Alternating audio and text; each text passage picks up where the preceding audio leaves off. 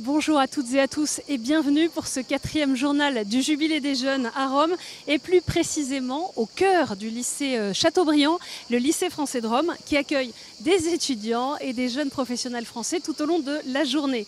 À la fin de ce journal, on retrouvera justement le père Julien Dupont qui est le coordinateur national du Jubilé des Jeunes. Pour la première fois, le corps du bienheureux Pier Giorgio Frassati est vénéré à Rome. La relique du jeune Italien qui repose intacte dans la chapelle de la cathédrale de Turin depuis 1990 est exposée pendant tout ce jubilé à la basilique Sainte-Marie sopra Minerva à 2 pas du Panthéon. C'est notre reporter Kitri Dehan qui est allé à la rencontre de ceux qui ont souhaité se recueillir auprès de Pier Giorgio qui sera canonisé le 7 septembre prochain en même temps que Carlo Acutis. Là, on est devant l'église des Dominicains, la Minerve, où il y a les reliques de Pier Giorgio Frassati. Moi, ça me fait très plaisir d'aller vénérer ces reliques parce que c'est un des saints de notre époque. Et ça, comme Carlo Acutis, c'est des gens qui sont pas très loin de nous. Donc dans ce grand pèlerinage qu'est le Jubilé, tout le groupe est très heureux de s'arrêter ici pour voir les reliques d'un grand saint. Moi, Pier Giorgio Frassati, ce qui me touche chez lui, c'est ses amitiés. Il avait la compagnie des types louches et ça m'a toujours marqué de ses relations avec ses amis. Et que tout ça, ça nous mène aussi à la sainteté, en plus de plein d'autres choses. Mais ce qui me marque le plus, voilà, c'est ça, c'est toute la fraternité qu'il entraîne avec lui. Pier Giorgio Frassati, c'est un jeune homme qui est mort à 24 ans et je trouve ça beau d'avoir des saints jeunes. Ça nous édifie, ça nous porte, nous, en tant que jeunes. Moi, ça me vient me rejoindre personnellement dans ma propre vie en me montrant que la sainteté, c'est possible et à tout âge. Donc je suis très heureuse de pouvoir avoir ce genre de moments et de partage avec des saints et pouvoir parler avec le ciel grâce à eux. Donc, je dirais que c'était quelqu'un qui aimait beaucoup la montagne. Pour moi, vraiment la montagne, dans la Bible, c'est l'endroit où on rencontre Dieu. Et en fait, il nous montre que c'est vraiment cette ascension qui est à la fois matérielle et spirituelle. On peut vraiment rencontrer Dieu à la montagne, s'élever et c'est exceptionnel. Et je pense que c'est vraiment un exemple aussi de sainteté pour les jeunes, dans la joie qu'il a vécue au quotidien. C'est un peu comme aller rencontrer un ami. Et en fait, j'ai ressenti une paix et une joie immense. Et je me suis dit, je lui ai dit, ça me fait trop plaisir de te voir. Comme ce qu'on dit à nos amis quand on va les voir, quand on les rencontre. C'est se remettre les choses à leur juste place, c'est vraiment de se dire que c'est un pont entre la terre et le ciel. C'est voir quelque chose de matériel, le corps terrestre, et en même temps qui est déjà avec le ciel, le corps ressuscité. Moi, ce qui me touche particulièrement dans Pier Giorgio Frassati, c'est que c'est un saint qui est dans le monde, qui est du tiers ordre, mais qui n'était pas religieux ou prêtre, et qui a eu une action concrète, en fait, comme chacun peut dans sa vie de tous les jours. Dans son boulot, etc. En fait, être saint à l'image de Frassati. Si le rassemblement de ces milliers de jeunes à Rome est un événement incontestablement joyeux et plein d'espérance, les tribulations d'un monde déchiré par les guerres ne sont pas oubliées, comme nous l'explique Philippine de Saint-Pierre, journaliste accréditée permanente au Vatican. Oui, Honorine, déjà lors de la messe d'ouverture, aussi bien Monseigneur Fisichella que le pape ont fait mention de la paix dans le monde. Quasiment chaque dimanche, à l'Angélus, le pape évoque les zones de guerre et de conflit, non seulement pour appeler à la prière, mais aussi exhorter les dirigeants à chercher des chemins de paix. Et puis ce mercredi, à l'audience générale, il a mentionné le 50e anniversaire des accords d'Helsinki, signés le 1er août 1975, en pleine guerre froide, avec la volonté de privilégier sur le continent européen une logique de coopération. Oggi, più che mai, è indispensabile custodire lo spirito di Helsinki, perseverare nel dialogo, rafforzare la cooperazione e fare della diplomazia la via privilegiata per prevenire e risolvere i conflitti. Et puis dans l'intention de prière pour le mois d'août diffusée par le réseau mondial de prière du pape et tournée pour la première fois face caméra par Léon XIV, il invite à prier pour une cohabitation pacifique au sein même des sociétés. Let us pray that societies where coexistence seems more difficult might not succumb to the temptation of confrontation for ethnic, political, religious or ideological reasons. Ce jubilé de l'espérance est bien sûr l'occasion pour les jeunes de prier à toutes ces intentions, mais aussi de nourrir, d'affermir leur foi. Une journée spéciale était donc organisée ce jeudi pour les Français, les étudiants et les jeunes professionnels. Conférences, concerts, ateliers, mais aussi temps fraternel Notre reporter Ophélie Marien est allée les rencontrer. Bonjour, bienvenue.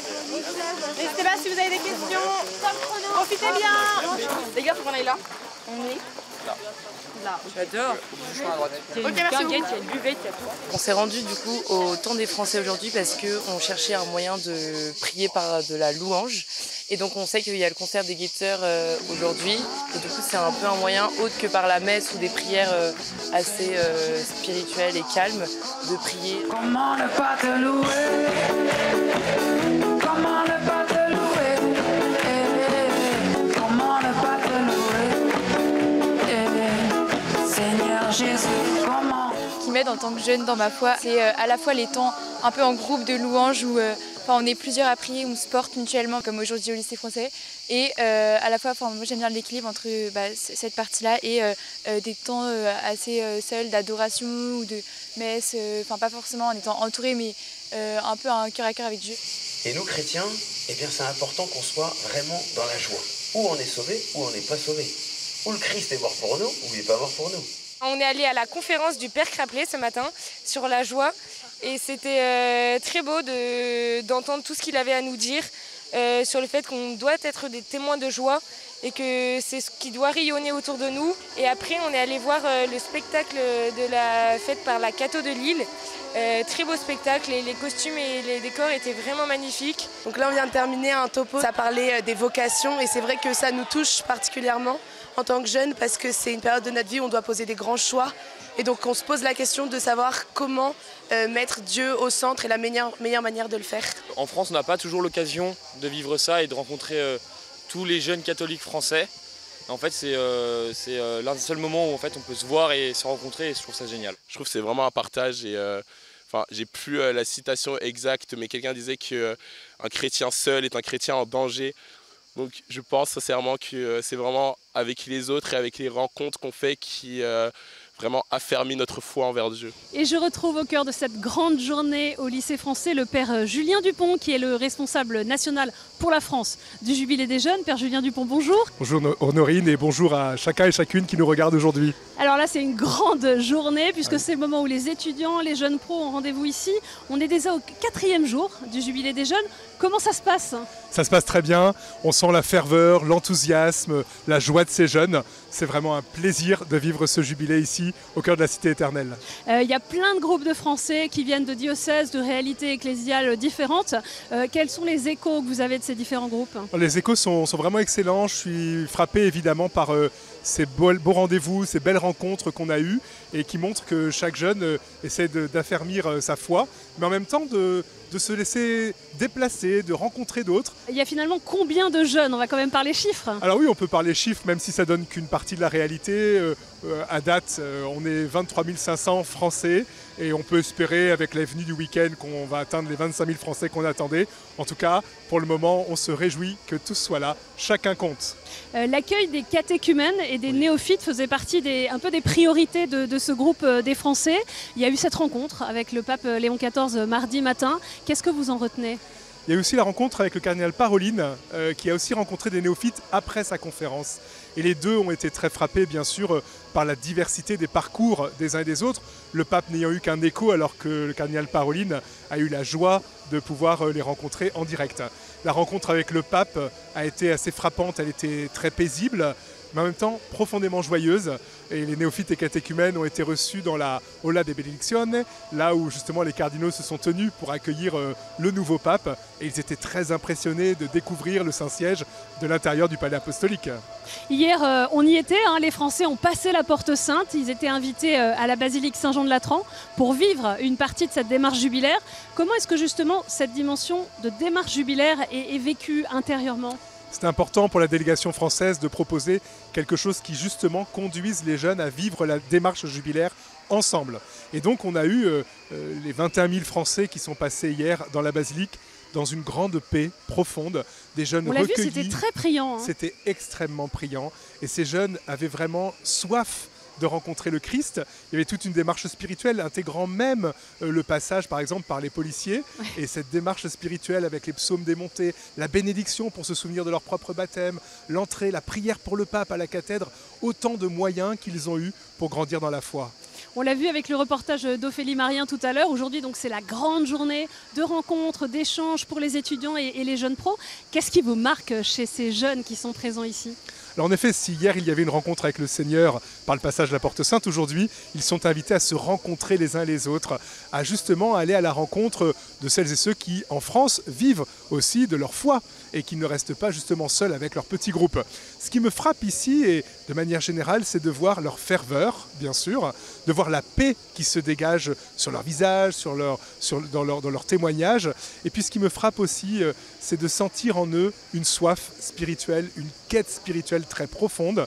Et ce qui me marque le plus justement, c'est qu'ils ne restent pas simplement à leurs premiers sentiments, ils cherchent justement vraiment les outils, les moyens pour grandir. C'est quoi un peu les grands thèmes, les grands sujets qu'ils veulent creuser ici pendant cette journée ? Alors évidemment, la diversité des jeunes fait qu'il y a des sujets fort divers. On peut dire quand même que depuis que la semaine a commencé, un sujet de fond est le sujet d'être acteur de la paix. Le pape y a en partie insisté sur leur rôle des néophytes et des catéchumènes. Hier, bien sûr, le cardinal Parolin a fait la même chose.